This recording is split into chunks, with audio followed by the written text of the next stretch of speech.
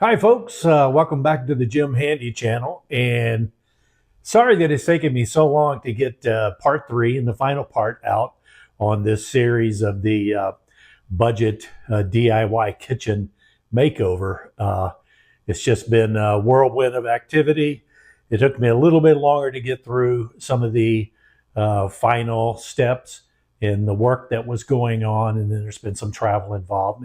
In any event, here's part 3. So without any further delay, let's get started. Okay,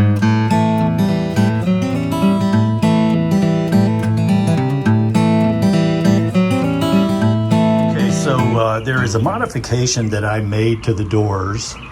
This was a little bit of an afterthought, and I just wanted to explain what I've done here. First of all, here are the doors. And the last time you saw them, they were just plain old ordinary slabs.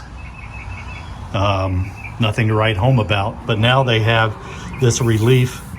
Basically, I've turned them into a shaker style cabinet door. And how I did that, which I think is pretty clever, is I bought a pair of blinds, a set of blinds, I should say, off of Amazon that had 2-inch slats made of PVC, and that were smooth material, nice and smooth. And I just pulled the slats out of the set of blinds, and I put the vertical pieces on first. I just literally sat one on here, came up here, and just made a mark with a razor, with a box cutter to cut it the length. I cut that side to length, super glued them in place, and then came back and did the top and the bottom. And literally, all I had to use was a box cutter, a speed square, and some super glue. And what I would do, this is how I did this. I put and this is from a different pair of blinds. This actually has wood texture, which I did not want to use, but I'll use this just to kind of show you. I just would place it up on the door wherever I needed it, and I'd come over to the edge and just make a mark, just like that.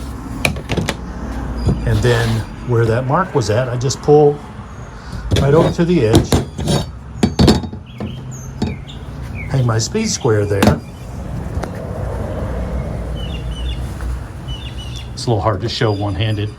I'd use one hand to hold the speed square in the slat nice and steady, and then I would just score right along here. And these PVC slats are really easy to cut, and once I had it cut, well, I did use a piece of sandpaper just to kind of give the edges a little bit of a rounded look there. Of course, once we get this painted, they're going to look a little different, but in any event, I did the drawers as well.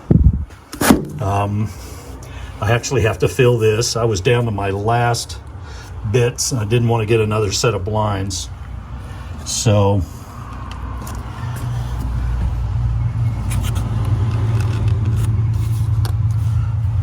anyway, was down to my last bit, so I've got some filler. I'm going to fill that and sand it smooth. All right, we're down kind of to the final stretch here. So we've got first coat of paint on our trim that we put on. I came back also and put just a fine bead of caulking around this edge, just so that we didn't have any kind of gap. So I've done that to all the doors. And the drawer fronts, I have those pretty much ready to go as well. So the drawer fronts, I did the same thing. Obviously, I did the caulking. And again, this trim was kind of an afterthought, but nonetheless, it still worked out. But I have it caulked around the inside of the edge here. Everything's been sanded. I do have to hit a couple of little spots here once more, just to make sure they're nice and smooth. And obviously, the trim on the drawer fronts has not been painted yet, but we're going to do that as well. So going to get my paint out here and we'll roll on some paint and see where we're at. All right, just to show you, and I can't remember if I showed this before or not, but we're using mini rollers, and this is a flocked foam. So it's not just foam alone, it's actually got a kind of a flocking on it, and they're specifically made for cabinet painting. And I picked these up, I think it was at Lowe's is where I picked these up at, and it's for cabinets, furniture, doors, that kind of thing. And again, it's flocked foam, and they're 4-inch mini rollers. It actually came with a handle, but I happen to have my own. And yeah, so that's what we're using. I have not used a brush at all on these. The roller has taken care of everything. So I'm going to go ahead and roll on a coat of paint. And the key with this particular paint, again, we're using the Benjamin Moore Advance, is thin coats. So it's better to have multiple thin coats than trying to cover it in 1 or 2 coats. In fact, you won't cover it in 1 coat and you'll make a mess. So again, really important to put this paint on in thin coats. The drawer fronts are probably going to need at least 2 coats to cover up the trim, the white trim. The doors need probably just 1 more coat, maybe 2. So we're down to the final stretch here and just about finished with these.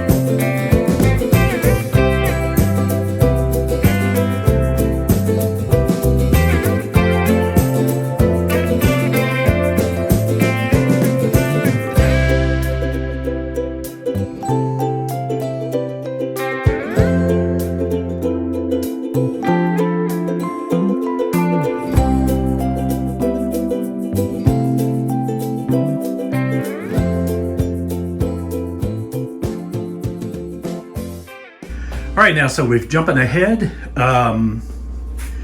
We got a replacement faucet in.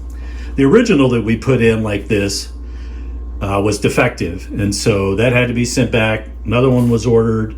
It came in, so now we have the permanent kitchen faucet installed.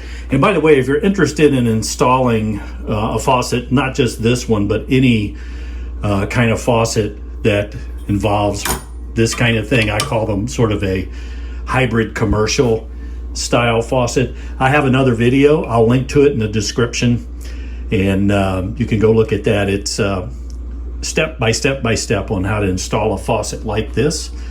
We've done some other things. We've started to clean up some of the trim around the window. Again, we're just trying to neaten things up a little bit where there were just some issues.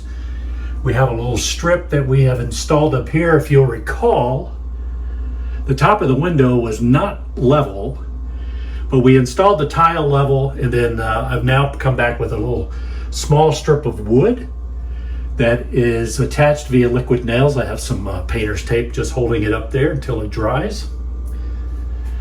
We have also using color matching silicone caulking that we purchased at the same place where we got the tile and the grout and everything. We have just freshly caulked the corners. It's still very wet, so once it dries, it'll be a little closer match to the color of the grout in the tiles.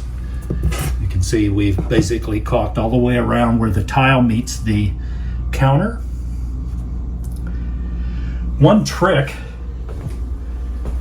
when you're installing, or rather when you're applying caulking in a situation like this, window cleaner. And it can be just any old brand, because all window cleaners have a little bit of alcohol in it. So once you've put a bead of caulk wherever you're going to apply it, whether it's in the corner here or it's particularly where the countertop meets the tile, after you've applied the bead of caulk, you just come back and you just mist that area, and then you can come back with your finger and wipe it clean. That the window cleaner with the alcohol in it does a great job of allowing you to spread that caulk, kind of even it out without it spreading and sticking all over the adjacent surfaces. So it's just a little trick. So we've got that done. We put a little bit of just a tiny bead of caulk here where the tile meets the painted wall. And just other little odd and end things. We're getting ready to paint the door frame. That's what we're going to do next. And then I'm going to test fit the panel that I have a material that we're going to use for the removable panel here. And I've got some magnets. We're going to get those attached. We're going to get the panel itself test fit. Once we know that that is a good fit, we've got the proper number of magnets on it, and you'll see how that works here momentarily. Then we'll come back, and with that in place, we'll start attaching the tile to it. I'm probably going to be using liquid nails to attach the tile to the material that I have chosen to be the panel. I just think that that'll be first of all, it's going to be a little lighter weight than using tile adhesive, and I think it's going to be stronger. So with that, the next step here is we'll get set up and we'll put a coat of paint on the cabinet frames. All right, so we're going to take a few precautions here using some painter's tape. I don't want to get any paint on this sink. I want a nice crisp edge. So check this. Just like so. Yeah, that's straight. Sorry. Okay. And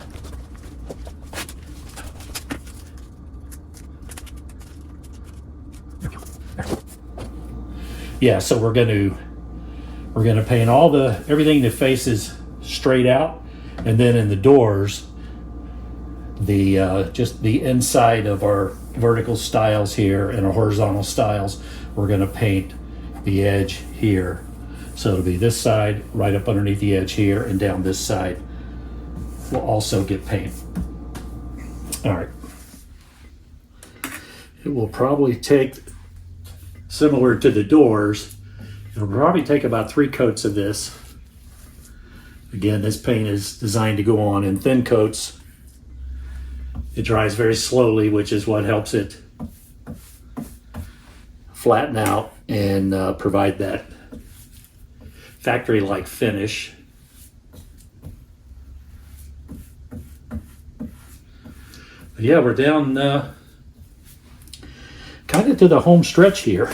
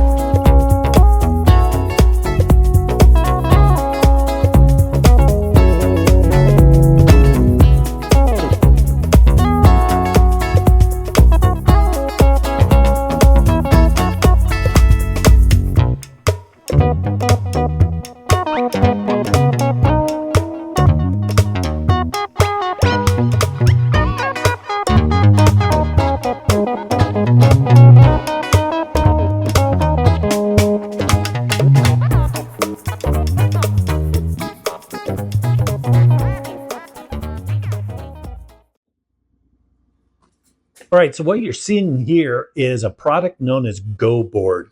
And I have cut this panel, this piece of board here, to fit exactly where the junction box is located.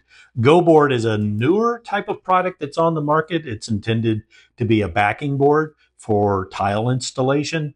It's incredibly lightweight, and it's even rated to be used in damp and wet environments like in bathrooms and showers and things of that nature. So it made the perfect backing board to be used for attaching this tile and creating a panel that ultimately could be removed. Now, this is not a panel that is going to need to be removed very often, so something to keep in mind. So the approach that I take to attaching it is just so that it can be removed without damaging the other tile and then reinstalled. Of course, there would be a little bit of caulking that might have to take place if that were to happen. It's highly unlikely it will ever have to be taken out, but it can if circumstances dictate. If you recall, I attached these magnets to the back of this panel that's going to cover this what is now a junction box, and I attached the magnets and then I immediately put it in place. I should not have done that, because in the process of doing that, it didn't allow the magnets to really set up and get permanently affixed to this backer board. So I took it down, I took the magnets off. I had a whole bunch of extra magnets as well. And I've put in new magnets using construction adhesive, and we're just going to set this aside. Okay, so there's kind of two timelines that I have to think about here. There's the set time, which is about 4 to 6 hours for this product, and then cure time is 24 hours. So, bummer. That probably means I'm not going to be able to tile this panel today. We'll see. Maybe I can figure out a way to tile it with it not attached up there. We'll see. We'll see what we can work out. So I'm going to set this aside, and then the next thing we're going to do is put our second coat of paint on the frame. And then while that's drying, at least to the touch, we're going to do a little more work to our window here. We're going to do a little bit of caulking, a little bit of painting, just kind of get that tidied up and finished. We're going to put in a old work junction box, it's called. So we're going to cut out a hole, and we're going to slip a junction box up in that hole, and then we're going to mount a light. One of our next tasks is to hang a light, which the homeowner has picked out. It's a pendant light, needs to go over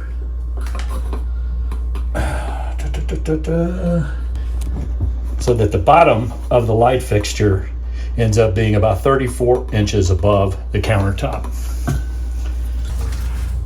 All right, we got a template in place, and we're going to drill some holes.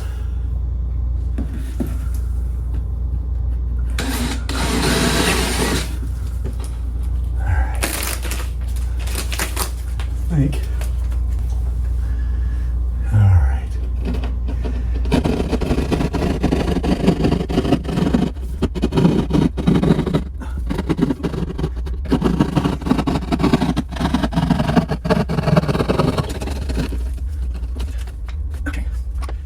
So just do this hole here. All right. Oh, here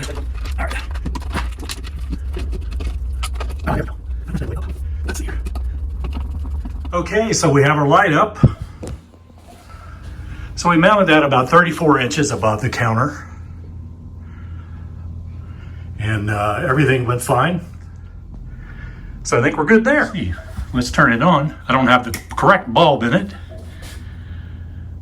but it works. All right, so what I'm doing right now is, because we put this tile on the wall, our outlets were too far recessed. So you'll see this little blue piece here. It's an outlet box extender. In this case, it's a 1/4 inch extender, which is the thickness of our tile. It works out perfect. So this allows us to get our outlet pulled out to the point where it needs to be, so that we can come back in and mount a plate, and everything ends up nice and flush. So go ahead, tighten up there. There we go. Just a little more. There we go. That's the next thing. Nice. And just like that, we have our switch plate on. So there we go. All right, so we're going to start mounting doors. These are our new hinges, and the holes line up exactly with the holes in the doors and the frame from our old hinges, which were black. So we're going to go ahead and put these on. We're going to mount these to the back of the door first, and then we'll install the 2 screws mounting it to the door frame, which will be next. I'll show you this process. All right. So here is, let's make sure we get it correct on there. There we go.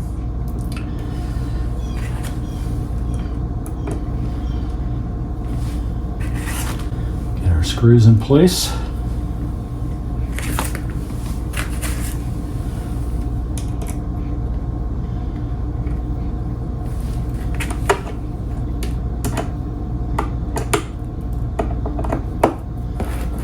I'm using a screwdriver to put these in. I may get my drill with a Phillips type bit as I proceed forward, but for this first one,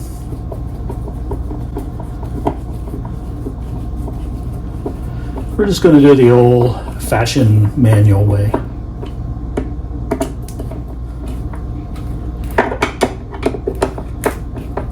Okay. That one's snug. Let's put our other hinge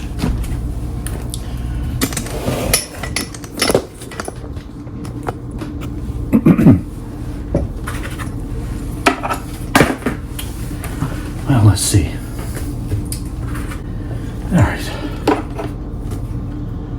There we go.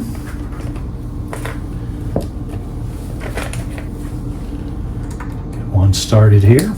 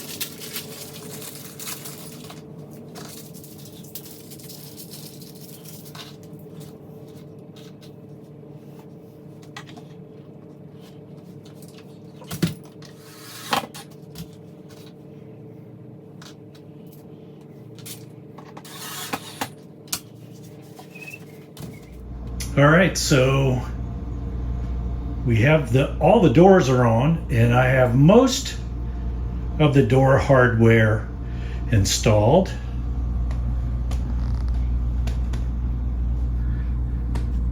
I just have this door and drawer front, and I'll show you that. I'll let you follow along as I put the last two knobs on.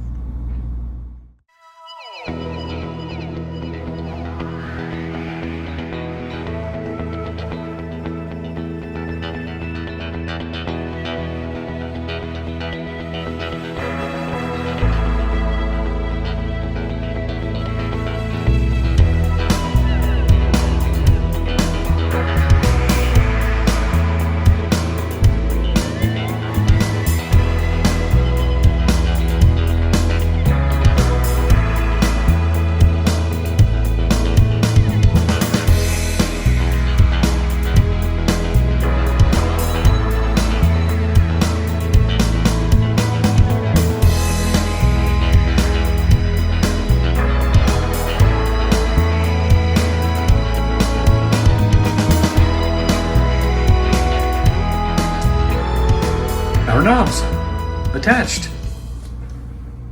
Job done. All right, so we're just about ready to transition over to working on our shelves that are going to go up on the wall. But before we can do that, we have to finish up this removable panel. And that's where we're going to do now. We're going to pick up where I've already attached the tile to that backer board using construction adhesive. So that's where we're going to pick up from. All right, so we have our panel, and the way I can do this carefully, we have a backing board that we've attached all this tile to. And that backing board, of course, has magnets, which I believe I have shown already. Did have one tile pop loose here, but that's okay. We'll just get him reattached. And then this panel will just fit right in place up here. So we're going to do that now. Now this is not necessarily made to be taken off on a regular basis.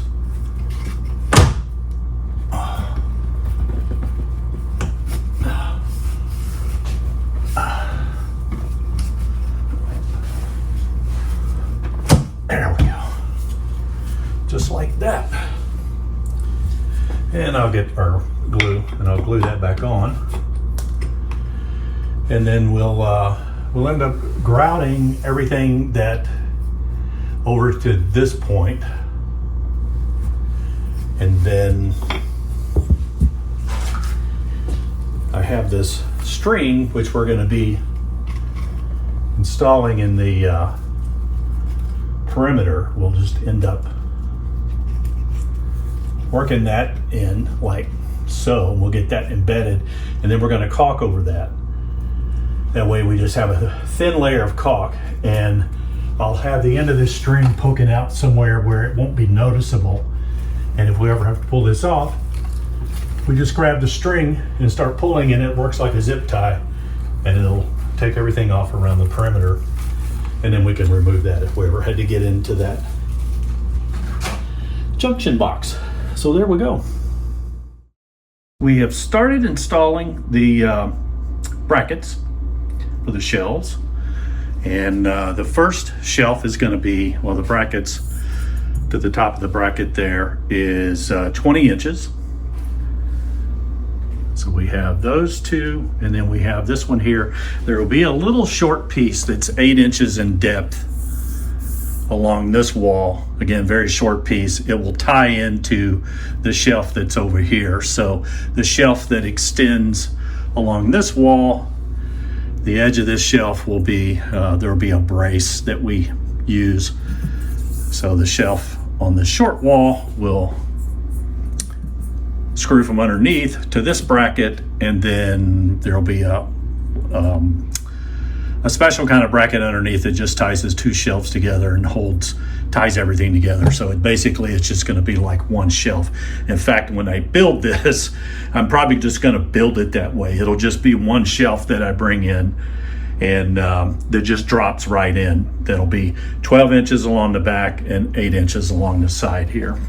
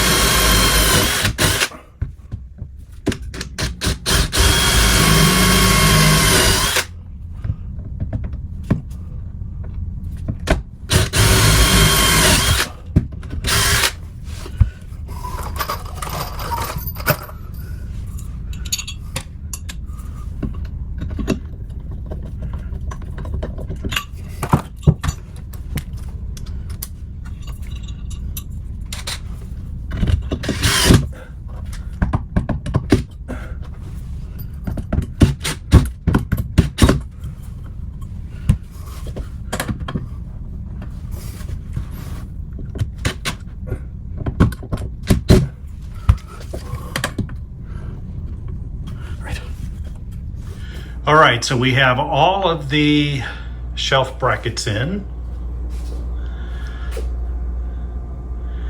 And again, these shelves are going to be L-shaped, 12 inches deep along the back wall here, 8 inches deep along the end wall, and the shelves will just be one piece, so they'll just lay right up there. And then there's little holes that go all the way through each of these brackets, so we'll be running a screw right up through the bottom of this into the shelves. So there we go. Next thing to do is just to build the shelves. So what I've got here is I have 1x12 and 1x8 material and some 1x2 material. This is select pine. I forget which variety of pine. Let's see if it says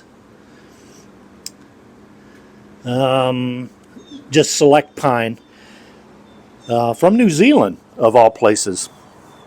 So this is going to take stain really well. We don't have any like pronounced knots or anything like that. It's just real clear, nice pine that we can stain up, and which the owner of the house obviously is going to make a decision on how they want to stain this up. I'm not going to do that for them, but we'll be building them. There's going to be 4 of them. They're going to be L-shaped, and we're going to be kind of making a sandwich, and then those sandwich will be faced on the edges with the 1x2 material. All right, so I've got my brad nailer set up here, a table saw, we've got our work table, and we're just going to get going here, start laying things out. I've got all my measurements written down, and we'll start measuring and cutting. So let's get some marks here. We're gonna use a good old carpenter square.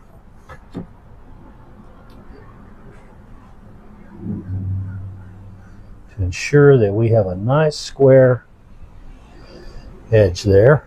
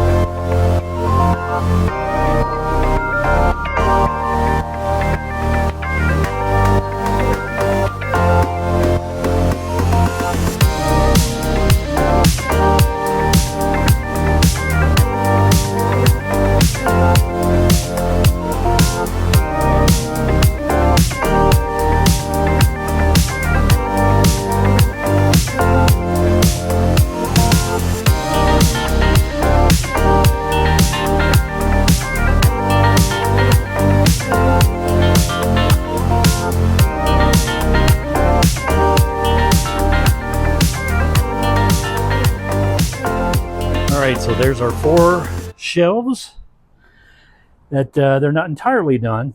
We have to, I did glue them up.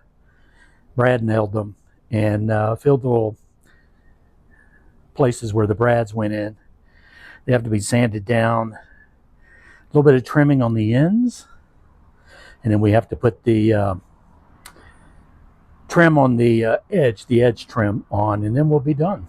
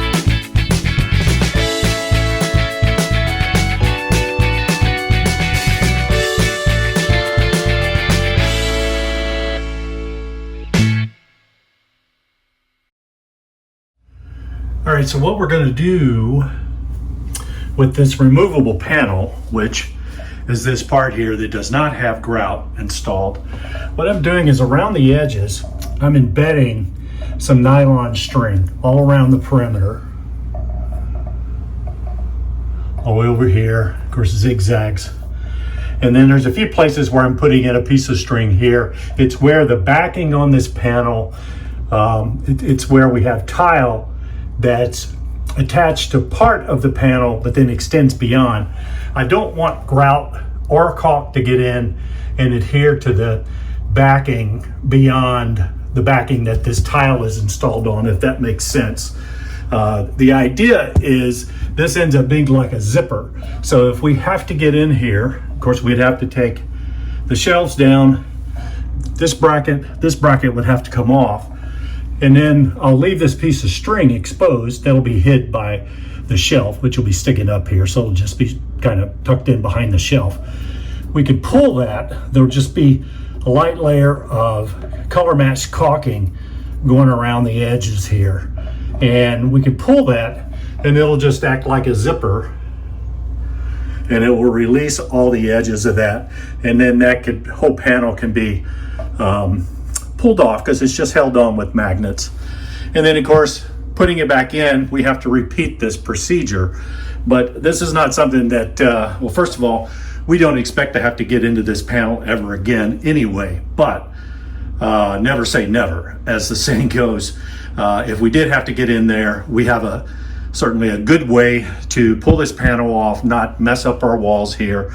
And all we'd have to do when we put the panel back on is we just have to kind of restring this around the edges, touch it up with some color matching caulk, the color matching to the grout, that is, and we'll be good to go again. So that's all we're doing here. I'm just tidying up that string, putting in a few little short pieces like here and here. where the tile extends beyond the edge of the backing that it's attached to. And once we get that done, then we can come in and we'll grout the bulk of this, but the very edges here will get caulking.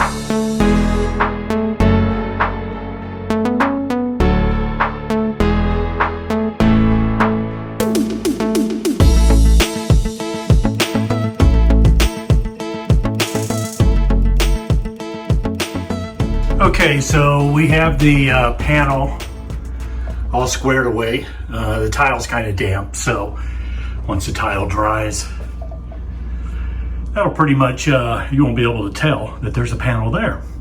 One of the things that I did is after I caulked, I had a little bit of grout left over. So with the caulking still wet, but smoothed in, I took the grout dust and kind of blew it on there, and then wiped a damp sponge across it just to kind of help. The interesting thing with the caulking, it's color matched, but it's not exactly the same, and you can sort of see that up there in the corner. So for this panel, because it's a little more visible, I just blew some